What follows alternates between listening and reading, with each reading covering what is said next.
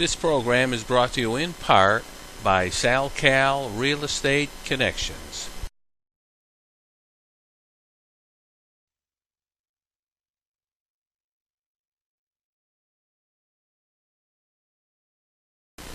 Welcome to Race in Action Today.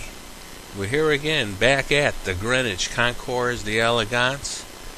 And as you can see, we're looking at a beautiful 1949 Curtis sports car.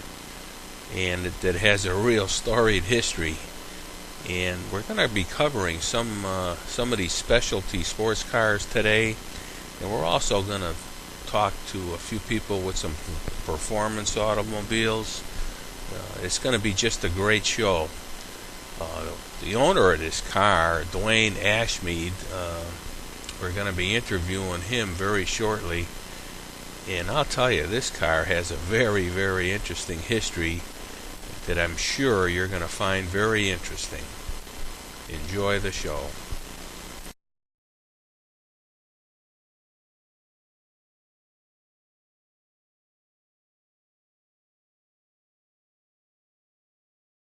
Yes, we have Dwayne Ashmead, who owns this absolutely gorgeous 1949 Curtis race car, or sports car, I should say. And I'll tell you, Dwayne, I have never seen one. This is the first time I ever seen one. This car got to be a rare car. It is. There are only 16 of them built. This is the first of the 16. This particular car was on the Bonneville Salt Flats, where it set a record in 1949. Really? And how do you remember how fast it went? Approximately 143 miles an hour. Oh boy, that's interesting in itself. Now tell me, how'd you acquire this car? I always wanted a Curtis sports car, and one day a friend called me, and he said, "You'll never guess what I bought." And I says, "What's that?" He says, "I just bought a Curtis sports car." I said, "Mark, I want it." He says, "Okay, do you want to know how much it's going to cost you?" And I said, "Yes, but I still want it." And he told me it was a fair price. And so he says, "Do you want to know the condition?" I said, "Yeah, but I still want it." He said, "Well, I understand it's been completely restored." And I said, "That's great. That'll be the first car I've ever bought that's restored." And when it came in, it was just in pieces. He hadn't seen it either, but it was in pieces. But that was good, because in disassembling the car to restore it, we found the original VIN number stamped on the frame, which told us this was the first car, and the car that set the land speed record on the Bonneville Salt Flats. Wow, that is something special. How long did it take to redo the car? About 2 years. 2 years. I'll tell you, it is absolutely stunning. Thank you. They're kind of rare. We don't see them that often. No, well, when you only have 16 and maybe 3 or 4 still around, they are rare. Now tell me, where are you from, Dwayne? I'm from Utah. From Utah? Yes. Wow, you're a ways away. Now, did you have the car trailered here? Oh, yeah. I'm just doing the rounds. I started in Florida earlier in March, and just doing the rounds and doing all of the East and the Midwest, and then I'll send the car back home. Well, I'll tell you, we're certainly glad you're here, and you got an absolutely gorgeous car. We want to thank you for this interview, and I'm sure you're going to do well this weekend. Well, let's hope so. Thank you. Thanks a lot. You're welcome. You were great. Good.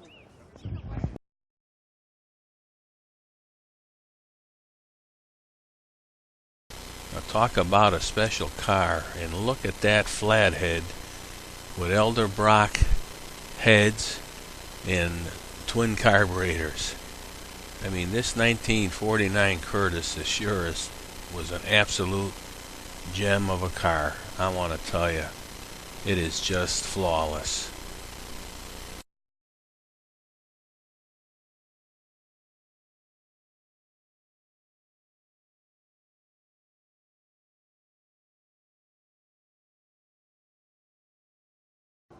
Yes, we have Richard Mosteller here, who owns this beautiful Nash Healey, 1953, I believe. And I'll tell you, this car is stunning, Richard. I got a feeling you know a few things about this car. Yes, I do. Yes, I do. Have you owned it a while? About 6 years. Did you restore the car? Or? Yes, I did. Yeah. All but the paint. I didn't do the paint. Now, these cars are kind of rare. Am I thinking right? Yeah, this is one of maybe 250 made of this style. Where did you find the car? California. Wow. I bought it from the second owner. Now, are you from this area? I'm from the Philadelphia, Pennsylvania area. So you were actually looking for this kind of a car to begin with? Always wanted one. Had to sell a Thunderbird to buy it, and a 33 Dodge to restore it. Is that right? Yeah. I mean, the parts are not easy to come by. Even the aftermarket people have to be a problem, right? Then you have to make them. There is no aftermarket parts. Wow. None at all. Now, this color, was that the original color combination? Close as I could get to it. Close as I could. This was on a stamp in 2005, United States stamp, 37 cents. This car? Oh, wow. It's got an interesting history. Yep, very good. Very good. Now, where were you from? Pennsylvania, Philadelphia area. Philadelphia, yeah. Suburbs. You attend local car events throughout the year? Yeah, well, yeah, all over. I bet you this car attracts a lot of people because you don't see them that often. No, you don't. It's very rare, and everybody says, I remember them, but I've never seen one. So, Yeah. so I hear you. What kind of motor is in this car? it's got a Nash six-cylinder dual carbureted ambassador engine. Car will do 140 mile an hour. Wow, that's kind of interesting. Yeah. Well, I'll tell you, I think you're going to do very well at the event. I have to commend you. The car is absolutely gorgeous, and I think you're going to have some fun here. Oh, yeah. Thank you very much. Thank you. I will. Thanks for the interview. You were you. great. Good. Yes, we're about to talk to the owner of this gorgeous 1959 Dodge Custom Royal Lancer convertible, and believe me, this is a very special car.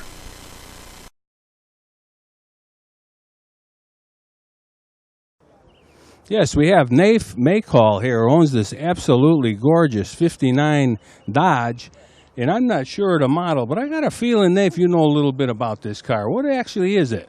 Yes, it's a 1959 Dodge Custom Royal Lancer Super D500 convertible. I see two 4-barrel carburetors on this car. That's kind of intriguing me. Was that a factory thing? Yes, that's the Super D500 designation. It's a 383 cubic inch engine, 345 horsepower with the two 4-barrel carburetors. So stepping on the gas could be exciting. Yes, it breaks the wheels loose every so often. Do you know the production numbers on this car? I really don't know, but I know there's only a handful left in the country. Yeah, you don't see many. I see the models from the race era, the 64 5s, that kind of thing. But these earlier cars, they're very rare. I don't see them. No, this is much rarer than the 60s cars. There's a lot of those out there. Now, is this color scheme what the car was when it was new? Well, actually, the car was born with all yellow outside, okay? And when I bought the car, it had rose quartz and like a pink color. It was two-tone, which was a factory color scheme. And I decided to put it back to the yellow, and of course it had black and yellow interior. Then I started thinking a little more, and I said, I know they offered the black two-tone with a yellow, so that's what I decided to do, two-tone the car, black and yellow. Well, I'll tell you, it's got a kind of a soft spot with me. Growing up, I had a 56 Chevy that was yellow and black. They actually called the color some kind of chartreuse or something, but it was very similar in looks-wise. And back then, in the 50s, they were popular colors. Yeah, they called them bumblebees when they used to see them go down the road. Now, tell me, did you physically restore this yourself? No, but I had Tom White from Hopkinton, Mass., who specializes in Chrysler products of this era, restore the car. And I bought the car in 1992 and didn't do much with it until about 5 years ago, and that's when I had him do the entire frame-off restoration on the car. Now, where are you from, Nafe? I'm from Suffield, Connecticut. Oh, yeah. Yeah, up in the northern part of the state, yeah. Right.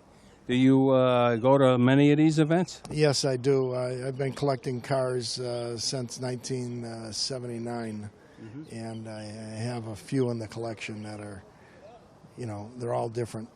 Yeah. Are they Chrysler cars? I have two or three other Chrysler products, 5 Lincoln products, Buicks, Cadillacs, etc. Just a lot of different cars I enjoy.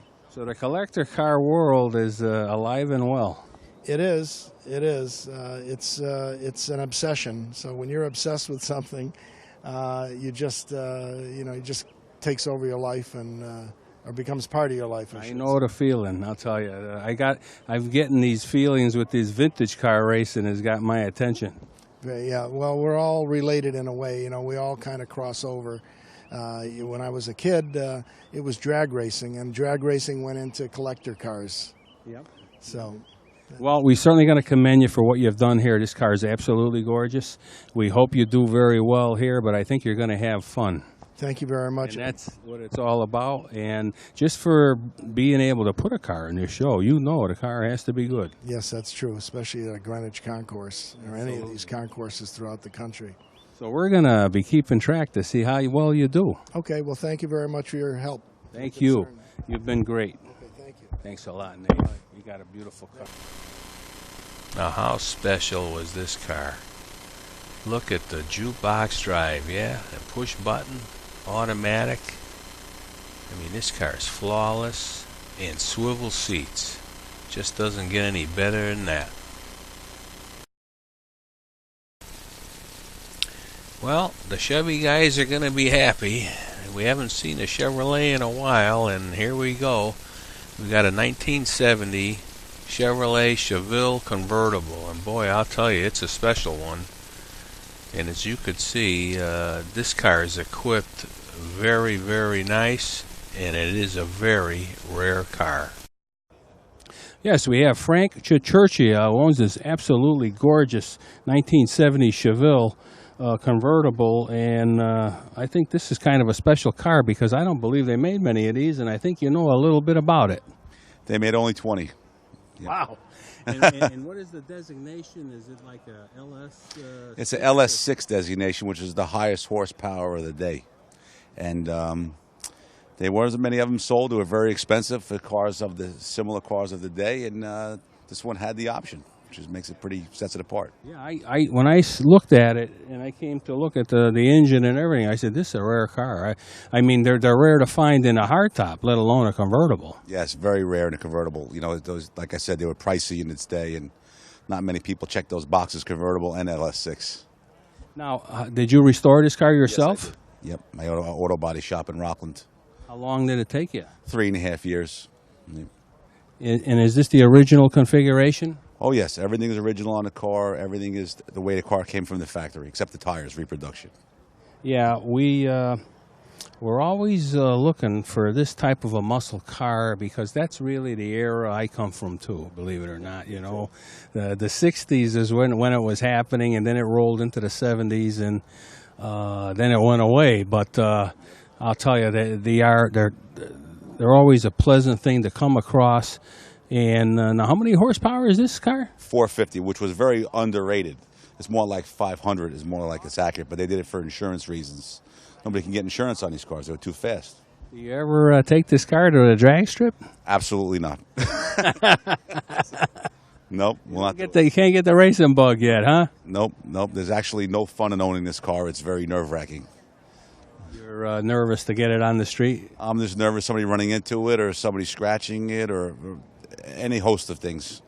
Well, we certainly got to commend you. The car is absolutely gorgeous. You've done an outstanding job, and I have a feeling, you're going to have a good time here, and you're going to do very well. I appreciate it. Thanks a lot, Thank Frank. You are excellent. Thank you very much. Well, it didn't take me long to find a Mustang, and as you could see, this GT 500 KR is going to be a great car to talk about. Yes, we have Kurt Larson, who was the restorer of this absolutely beautiful Shelby Mustang, and I have a feeling you know a few things about this car, Kurt. What is it? A little bit. This car, there was about 500 of them built. Nowadays, there's probably a couple hundred over the years left. It's got a 428 in it. It's a 4-speed car. Is this the color combination it came when it was new? Yes, it is.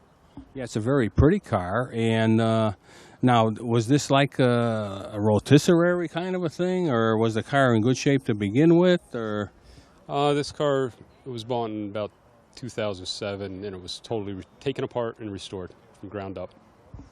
Now, I'm not sure the horsepower of this car. Do you know what it is on this 428? I believe it's about 335. 335, and that's probably underrated for insurance purposes, I'm very sure. Yes, it was. Is this something you specialize in, Ford products? Yes. I kind of do all makes, but I kind of specialize in Fords. Where's your shop? I really don't have a shop. I work for this gentleman that owns the car, and he has a lot of other cars. I kind of just work for him. Now, the person that owns this car, who is that? That is Bob Beckman out of Salt Point, New York. And is he basically a Ford person too, or he just has a collection of all different kind of cars? He's just Ford. Yeah, that's usually the case. That's why I always ask that question. Mustang guys usually you either have a Mustang or a Shelby Cobra. His cars vary from a 36 Ford Phaeton up to a Thunderbolt to this, a Shelby. That Thunderbolt has to be kind of a special thing. Yes, it is. That's in the process of being restored right now. Yeah. What do you think of the show here today? That's wonderful. A lot of nice cars, a lot of nice people, too. Oh, absolutely. I'll tell you, we think this show is the greatest. It's unfortunate the weather kind of a little ominous, but you know what? The camaraderie alone is enough to make it well worthwhile. Yes, it is. I'm having a great time here. Well, we want to thank you, Kurt, for your interview and wish everybody luck with this car. I have a feeling you're going to have a good day with it. Thank you very much. Thanks a lot. You were great, Kurt. Thanks.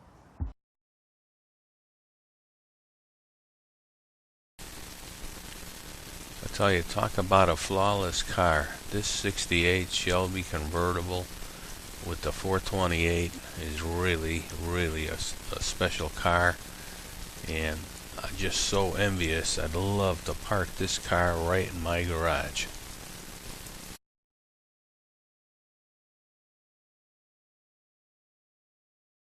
Yes, we have Thomas Code in this 1956 Curtis 500.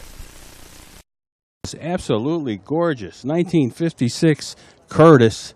And I'll tell you, this car is kind of impressive, and I got a feeling you know a thing or two about this car, Tom. Yes, a little. I'm the third owner of the car. A guy named Sutton out of the Carolinas ordered a Curtis chassis out of California.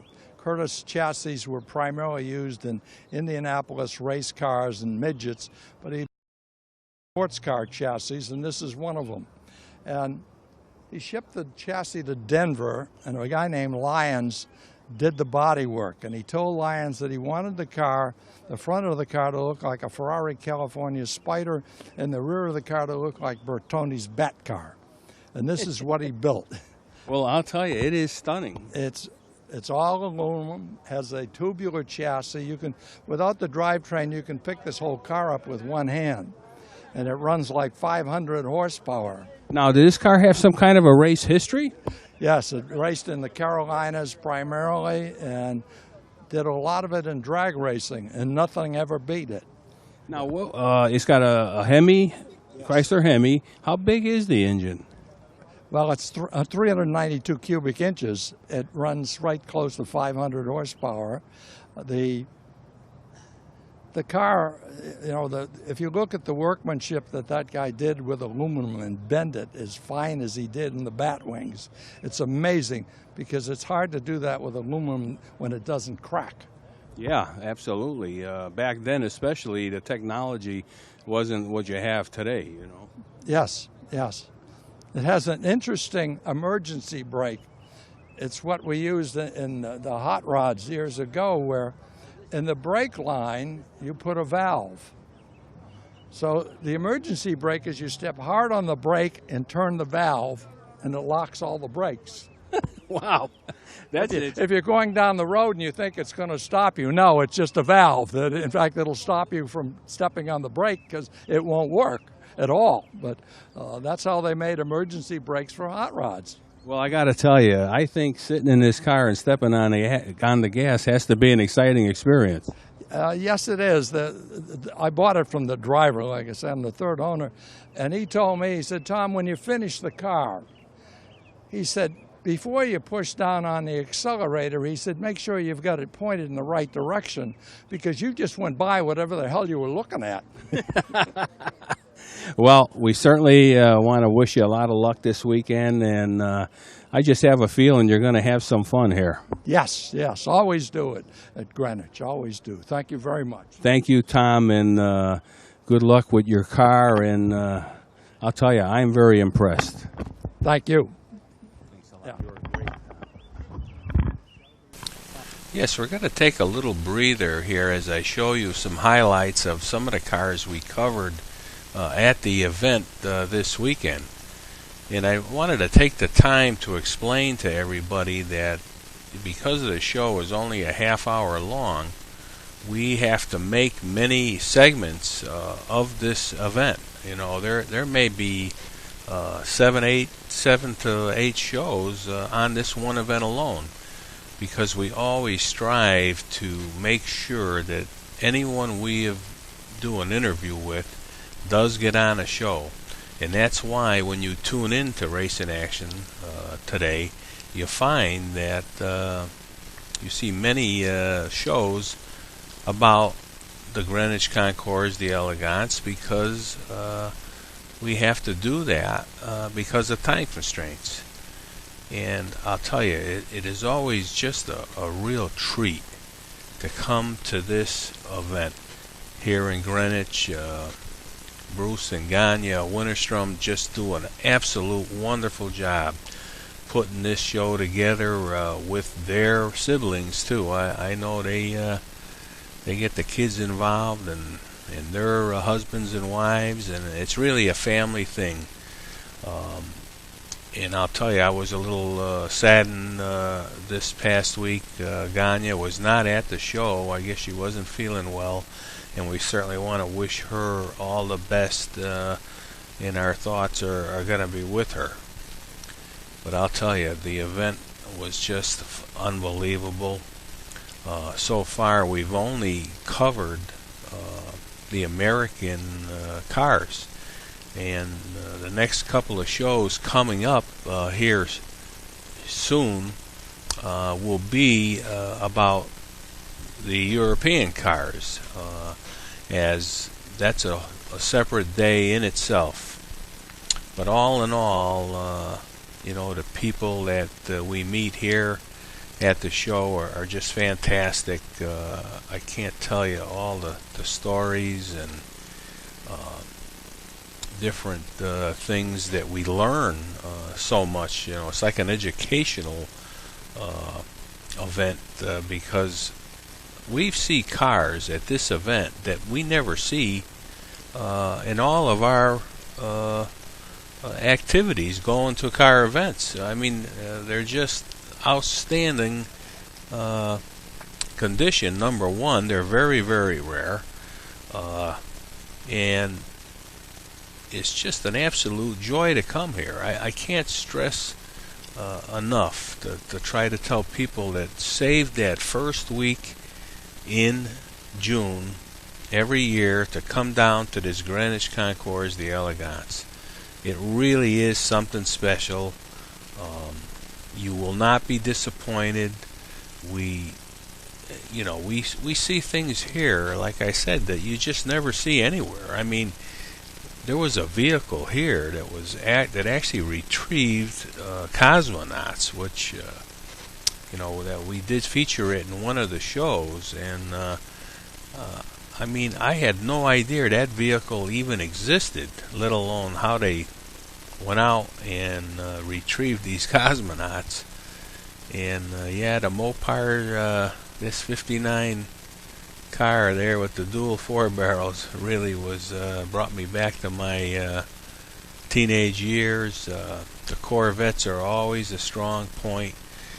We actually did a show, the very first show of this series was just about Corvettes. That's how many were there, and believe me, they were all just flawless. And these one-off vehicles that we run into are really, really something special.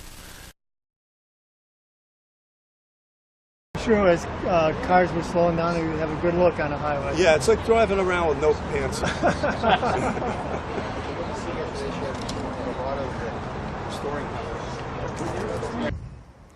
Yes, we come to the conclusion of our show today, and I hope everybody's enjoyed it as much as we did producing it.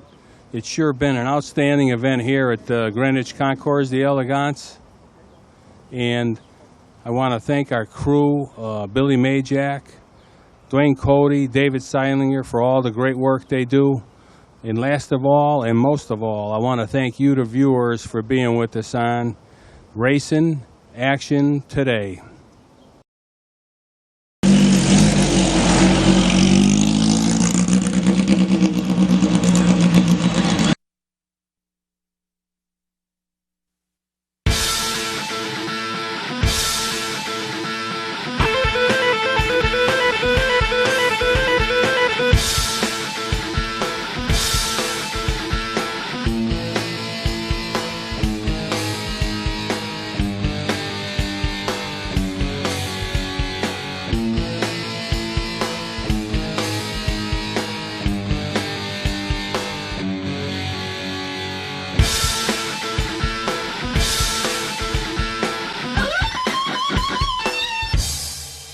This program is brought to you in part by SalCal Real Estate Connections.